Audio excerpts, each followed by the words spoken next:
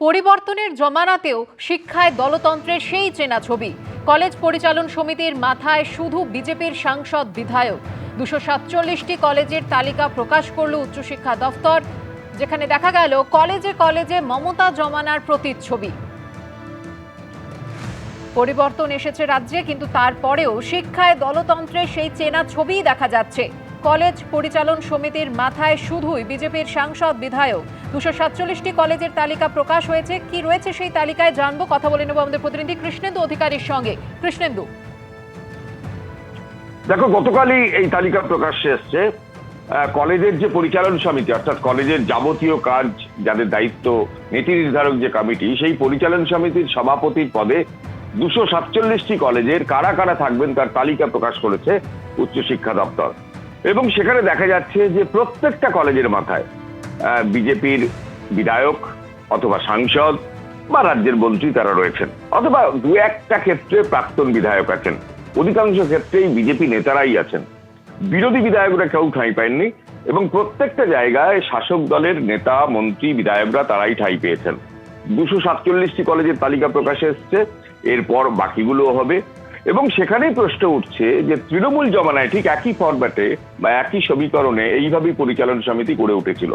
এবং সেখানেও দেখা যাচ্ছিল যে শাসক দলের, মানে তৎকালীন শাসক দলের নেতা, মন্ত্রী, বিধায়ক, এমনকি কাউন্সিলর পর্যন্ত তারা পরিচালন সমিতির সভাপতি হতেন। এক একজন নেতা 4টে, 5টা, 6টা করে কলেজের পরিচালন সমিতির সভাপতি হতেন। এবং সেখান থেকে বিগত জমানার যে তৃণমূল জমানায় একাধিক অভিযোগ উঠেছে। যে কসবা ল কলেজে ধর্ষণের ঘটনা এবং ছাত্রীকে গণধর্ষণের ঘটনা, এবং সেখানে যে উত্তাল হয়েছিল পরিস্থিতি, সেখানে পরিচালন সমিতির সভাপতির বিরুদ্ধে অভিযোগ উঠেছিল বা তার বিরুদ্ধে নানা অন্যান্য অভিযোগ উঠেছিল। অর্থাৎ যে এবং একই সঙ্গে বিভিন্ন কলেজের যে অর্থ লেনদেন নিয়ে একাধিক অভিযোগ উঠেছিল। এবং তৃণমূল জমানায় যে ঘটনা বারবার ঘটেছে, এবং সেখানে পরিচালন সমিতির মাথায় শাসক দলের নেতা মন্ত্রীরা থেকেছেন। নতুন সরকার ক্ষমতায় আসার পরই সেই সমস্ত কিছু বাদ দিয়ে দেওয়া হয়েছিল। এবং সরকারের তরফে বিজেপি সরকার ক্ষমতায় আসার পরেই বিজ্ঞপ্তি দিয়ে তাদের বাদ দিয়ে সেখানে প্রশাসকদের বসানো হয়েছিল, এবং প্রশাসকদের তারাই কলেজ চালাচ্ছিলেন। তারপর এই নির্দেশ যে প্রশাসকদের সরিয়ে নতুন যারা সভাপতি হবেন তাদের নাম ঘোষণা করা হচ্ছে। এবং নাম ঘোষণায় দেখা যাচ্ছে যে তৃণমূল জমানায় যেভাবে শাসক দলের নেতারা, তৎকালীন শাসক দলের নেতারাই মাথায় বসতেন, এবারেও তার কোনো ব্যতিক্রম হলো না। এখানেও শাসক দলের নেতা, মন্ত্রী তারাই মাথায় বসছেন পরিচালন সমিতির। কৃষ্ণেন্দু, তুমি আমাদের সঙ্গে থাকো। কলেজে কলেজে মমতা জমানার প্রতিচ্ছবি দেখা গেল বিজেপি আমলেও। 247টি কলেজের তালিকা প্রকাশ করেছে উচ্চশিক্ষা দফতর, যেখানে কলেজ পরিচালন সমিতির মাথায় বিজেপির সাংসদ বিধায়করা। এতদিন ধরে যারা তৃণমূল কংগ্রেসের সরকারকে ব্লেম দিত যে এরা কোনো জায়গা ছাড়ে না, বিরোধীদের সম্মান করে না, বিরোধীদের কোনো জায়গাতে তাদের স্পেস দেওয়া হতো না, আমাদের দেয়নি তা নিয়ে দুঃখ নেই, কারণ বিজেপির পরিচালিত সরকার, তৃণমূল পরিচালিত সরকার যা করেছে তারাও তাই করছে। জায়গায় রাজনীতির নেতারা আর প্রতিনিধিরা দায়িত্বে থাকেন, তারা নির্বাচিত প্রতিনিধি। সব জায়গায় রাজনীতি হয় এরকম তো নয়। আর বিভিন্ন কমিটি, তার চেয়ার হন এমএলএরা বা কোনো নেতা। সব জায়গায় রাজনীতি বা সারা দেশে রাজনীতি হয় না, কেবল পশ্চিমবাংলায় হয়। সেটা যদি না হয় সেটা আমাদের লোকেরাই দেখবে। যাকে ভোট দিয়ে জিতিয়েছে সরকারকে লোকেরা, তারা ডিসিশন নেবে কে থাকবে। তৃণমূল লোকেরা আশাই বা করছে কেন? তৃণমূল জমানাতেও খেয়েছে, এ জমানাতেও খাবে, এ অধিকার কে দিয়েছে? সেজন্য আপনাদের লোকে অনুমতি দেয়নি। চুপ করে বাড়িতে বসুন, দেখুন কি করছি আমরা। ভুল হলে নিশ্চয়ই বলবেন। কে হবে সেটা সরকার ঠিক করবে, কে যোগ্য তাকে ঠিক করবে। উনি কি বলছেন যায় আসে না। উনি কেন প্রতিবাদ করেন? ওটা যে ঠিক না ছিল না। আমাদের সরকার ভাবছে সব বিষয় নিয়ে যাতে ঠিকঠাক হয়, তার চেষ্টা করছে।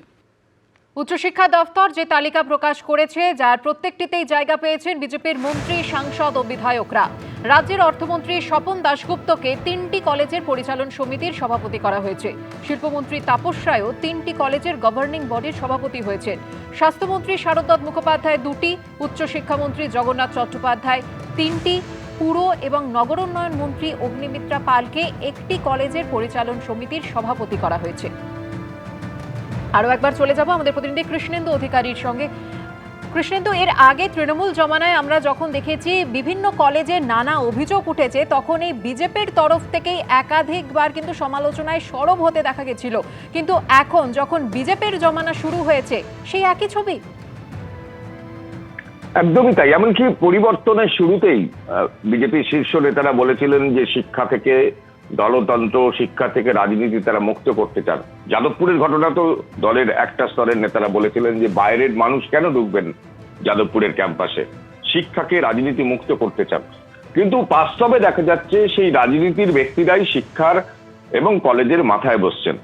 তৃণমূল আমলে একটা নিয়ম হয়েছিল যারা স্নাতক হবেন তারাই এই মাথায় বসবেন, সেই স্নাতক নিয়ম ধরেই বিজেপি আমলেও দেখা যাচ্ছে মাথায় সেই শাসক দলের নেতারাই বসছেন।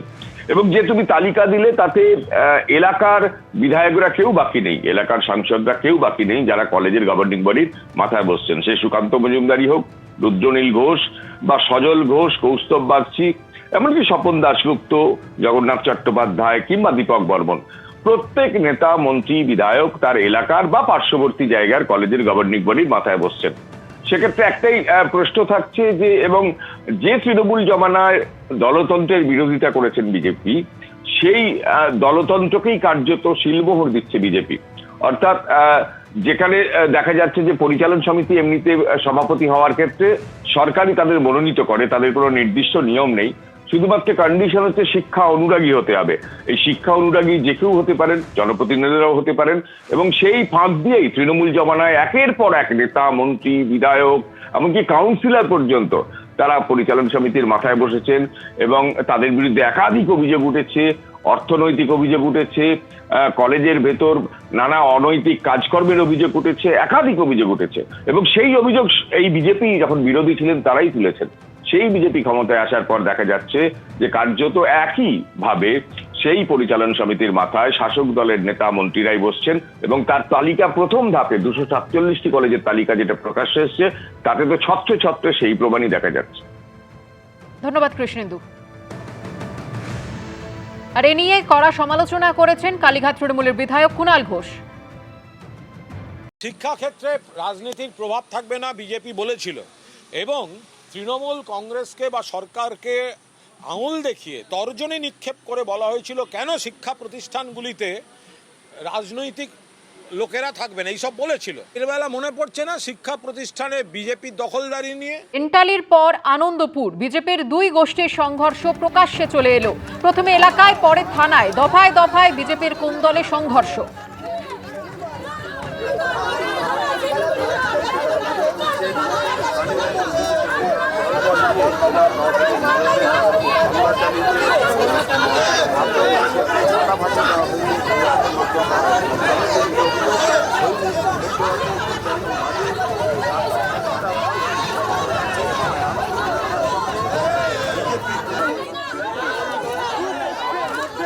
কলকাতা পুরসভার 108 নম্বর ওয়ার্ড আনন্দপুরে বিজেপির দুই গোষ্ঠীর মধ্যে তুমুল গণ্ডগোল, মারামারি, হাতাহাতি, তাতে বেশ কয়েকজন আহত হয়েছেন, একজনের মাথাও ফাটিয়ে দেওয়া হয়েছে।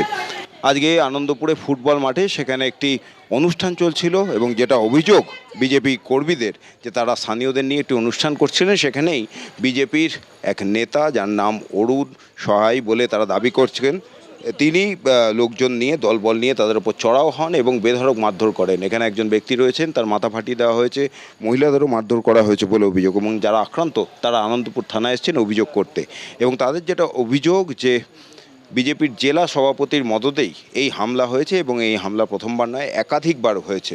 অর্থাৎ এখানে আনন্দপুরে বিজেপির দুই গোষ্ঠীর মধ্যে তুমুল গণ্ডগোল, যাকে কেন্দ্র করে হাতাহাতি, মারামারি, এমনকি মাথাও ফাটলো এবং দুই পক্ষ তারা একেবারে একে অপরের বিরুদ্ধে চড়াও হয়েছেন। এবং এই মুহূর্তে থানার সামনে দুই পক্ষই কার্যত মুখোমুখি, দুই পক্ষের মধ্যে বচসা চলছে। বিজেপির দুই গোষ্ঠী থানার সামনে চড়াও হয়েছেন একে অপরের বিরুদ্ধে। প্রথমে এক গোষ্ঠী তারা থানায় এসেছিল অভিযোগ দায়ের করতে, তারপর দেখা যায় যে থানার সামনেই হাতাহাতি হয়। অপর যে পক্ষ, অর্থাৎ এদের যে বিপক্ষ, সেই পক্ষের একজন থানার সামনে আসলে তাকে ধরে মারধর করা হয়। তারপর দলবল নিয়ে যাদের বিরুদ্ধে অভিযোগ তারা থানার সামনে এসেছেন এবং দুই পক্ষের মধ্যে আবারও হাতাহাতি, মারামারির মতন পরিস্থিতি। আনন্দপুর থানার সামনে বিজেপির দুই গোষ্ঠীর মধ্যে হাতাহাতি, মারামারি চলছে এবং এক গোষ্ঠী তারা অভিযোগ করছেন যে স্থানীয় একজন বিজেপি নেতা দলবল দিয়ে জেলা সভাপতির মদতে তাদের উপর হামলা চালিয়েছে, তাদের লোকেদের মারধর করেছে, একজনের মাথা ফাটিয়ে দেওয়া হয়েছে, মহিলাদের মারধর করা হয়েছে এবং যাদের বিরুদ্ধে অভিযোগ এই মুহূর্তে মধ্যরাতে, ঘড়িতে এখন বাজে রাত 1:35, ঠিক সেই সময় আনন্দপুর থানার সামনে বিজেপির দুই গোষ্ঠী, রাত 1:35 আনন্দপুর থানার সামনে বিজেপির দুই গোষ্ঠী মুখোমুখি হাতাহাতিতে জড়িয়ে পড়েছে এবং একে অপরের বিরুদ্ধে অভিযোগ করছে। এক পক্ষ বলছে যে তারা আগে তৃণমূল ছিল, পরে বিজেপি হয়েছে, এখন বিজেপি হয়ে তারা এলাকা দখল করার চেষ্টা করছে, যাকে কেন্দ্র করে গণ্ডগোল। অরুণ বিষয় নামে এক বিজেপি নেতা, তার দলবল নিয়ে এখানে চড়াও হয়েছে এবং তাদের বক্তব্য জেলা সভাপতির প্রত্যক্ষ মদত রয়েছে এবং এই নিয়ে কার্যত ধুন্ধুমার পরিস্থিতি। থানার সামনে বিজেপির দুই গোষ্ঠী তারা হাতাহাতিতে জড়িয়ে পড়েছে, পুলিশ মাঝখানে তাদের থামানোর চেষ্টা করছে, কিন্তু একে অপরের বিরুদ্ধে তারা এখানে চড়াও হচ্ছেন। আনন্দপুর থানার সামনে বিজেপির দুই পক্ষের মধ্যে হাতাহাতি। অনুষ্ঠান চলাকালীন বিজেপির মণ্ডল সভাপতির নেতৃত্বে হামলার অভিযোগ উঠেছে। মণ্ডল সভাপতির বিরুদ্ধে হামলার অভিযোগ উঠেছে বিজেপির অপর গোষ্ঠী। গভীর রাতে আনন্দপুর থানার সামনে ফের সংঘর্ষ দুপক্ষে। বিষয় সাসপেন্ড মণ্ডল সভাপতি সব জায়গায় এলাকায় এলাকায় দাঙ্গা করে বেড়াচ্ছে। আজ আমরা বিজেপি করি, আমি নিজের রক্ত দিয়ে বিজেপি করেছি, এখন বলছি অরুণ বিষয় এখন টিএমসির হারমাদদের নিয়ে সংগঠন বানিয়ে বিজেপি তলাবাজি করে বেড়াচ্ছে। 108 নম্বর ওয়ার্ডে টিএমসির ছেলেদের সাথে মিশে যত মাতারা সিন্ডিকেটের ছেলেদের নিয়ে অরুণ বিষয় দাদাগিরি করে বেড়াচ্ছে। উনি মণ্ডল সভাপতি ছিলেন, ওনাকে রাজ্য থেকে সাসপেন্ড করা হয়েছে, সেটা জেলা দিয়ে আটকে রেখেছে।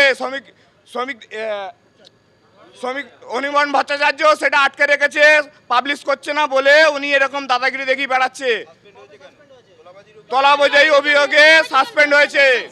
ওখানটায় গিয়েছিলাম জানতে পেরে যে যখন বিজেপির একটা কুপন বের করেছে যে ভারতীয় জনতা পার্টির উদ্যোগে নাকি প্রোগ্রামটা হচ্ছে, এই যে কুপন ভারতীয় জনতা পার্টির যে কুপন, এই দেখুন, এই যে ভারতীয় জনতা পার্টি কসবা বিধানসভা 108 নম্বর ওয়ার্ড। আমি যখন এইটা দেখলাম, এই কুপনে প্রীতি ভোজ মিলন উৎসব ও প্রীতি ভোজ, এই মিলন উৎসব আর প্রীতি ভোজ কে করতে বলেছে? বিজেপির কেউ করতে বলেছে? কোনো নির্দেশ আছে? আর আমাদের কাছে জানা নেই। তাহলে আজকের যখন ওইখানে একটা প্রীতিভোজ হয়ে যাবে, যেখানটায় 15 লক্ষ টাকা খরচা হবে, তাহলে কালকে যখন আমার ওপর থেকে নেতৃত্ব জানাবে যে এইখানটা এত টাকা খরচা হলো, এই টাকাটা কোথা থেকে এসছে, আমি গিয়ে ওদেরকে তাই জবাব চেয়েছিলাম যে তোমরা এই প্রোগ্রামটা করছো, কার কাছ থেকে টাকা পেলে, কোথা থেকে টাকা পেলে? কালকে যখন এই প্রোগ্রামটা হবে, এখানে তুলবে, তখন এখানকার সাধারণ মানুষ আমাদেরকে বলবে যে এখান থেকে টাকা তুলে এখন মজমস্তি করছে, যেটা তৃণমূল করতো আজকের বিজেপি করছে।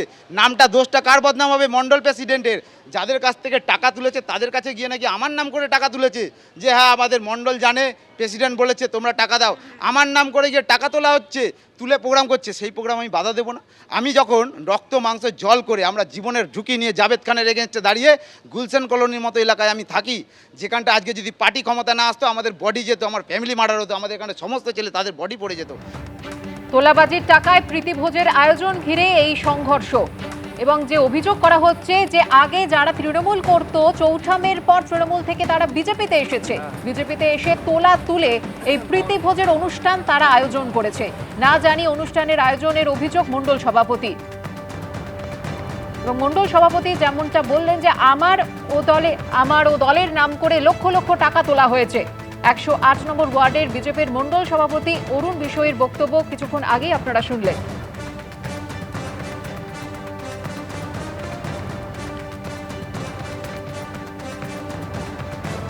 অসম্মান তো আমরা সেরকম করিনি, কিন্তু আমাদের উপরে এই অ্যাটাকটা হলো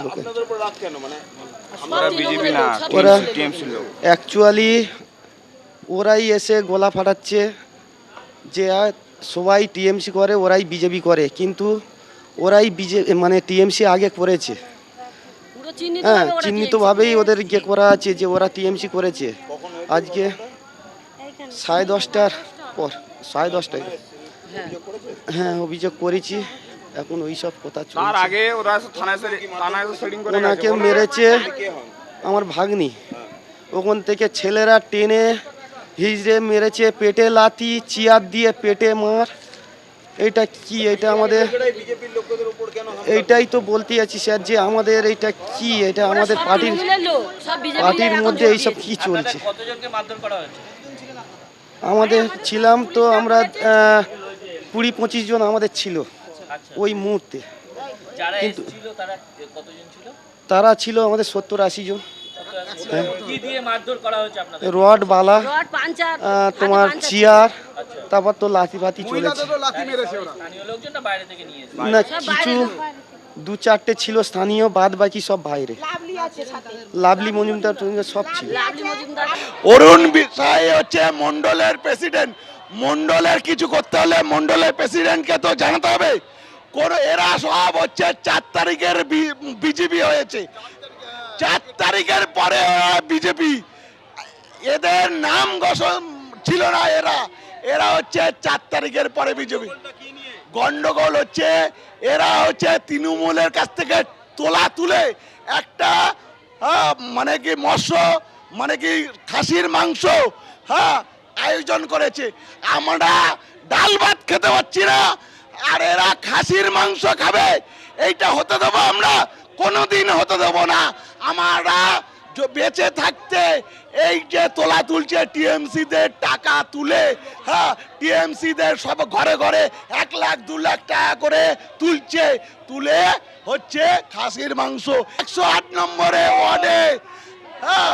এই সব তোলামূল যারা আছে তারা আজকে বলছে বিজেপি। আনন্দপুরে বিজেপির গোষ্ঠী কোন্দল নিয়ে রাজ্যের মন্ত্রী দিলীপ ঘোষের কি প্রতিক্রিয়া দেখুন। আনন্দপুরে প্রীতি ভোজকে কেন্দ্র করে বিজেপি দুই গোষ্ঠীর মধ্যে সংঘর্ষ, মাথা ফাটল একজনের। কাকে কেন্দ্র করে? প্রীতি ভোজ। আচ্ছা, কার প্রীতি ভোজ, কিসের প্রীতি ভোজ আমার জানি না, আমি যাই না কোনো প্রীতি ভোজে। যদি আইন শৃঙ্খলা সমস্যা হয়, পুলিশ আছে দেখবে, ছাড়বে না কাউকে। এর আগে এন্টালিতে দেখা গেছিল একই ছবি বিজেপির গোষ্ঠী কোন্দল। খুঁটি পুজো নিয়ে বিজেপির গোষ্ঠীদ্বন্দ্বের জের 10 দিন ধরে তালা ঝুলিয়ে রাখা হলো পদ্মপুকুর পার্কের সমস্ত গেটে। বিবাদের জেরে একসময় এন্টালি থানাতেও ঝোলানো হয়েছিল তালা।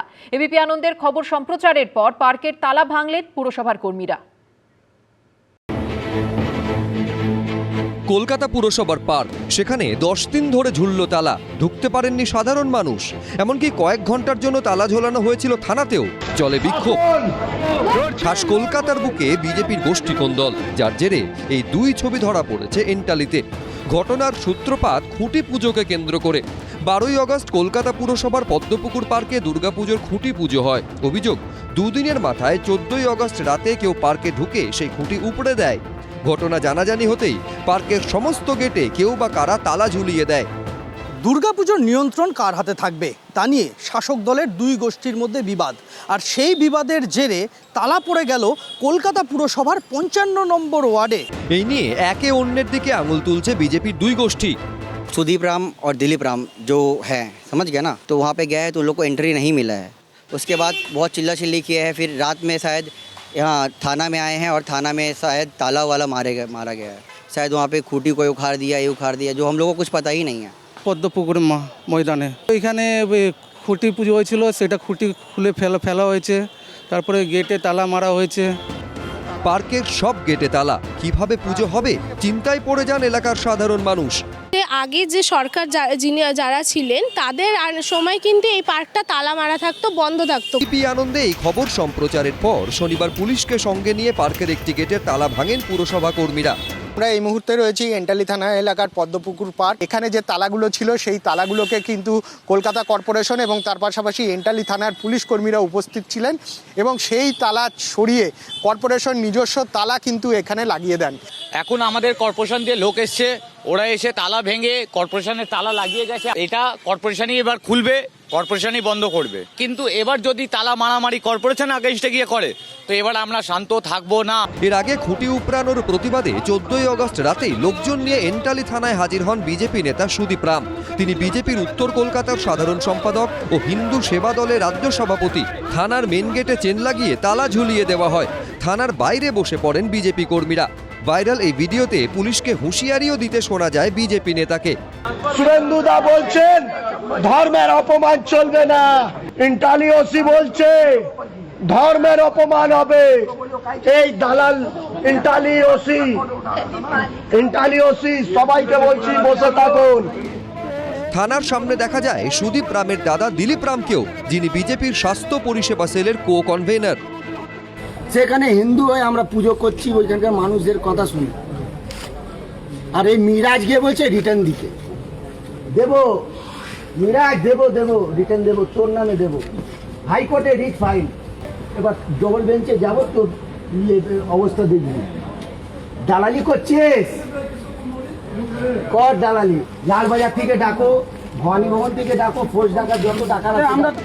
এইভাবে 14ই আগস্ট সারা রাত এন্টালি থানায় তালা ঝুলিয়ে রাখা হয়, ভোরবেলা খোলা হয় তালা।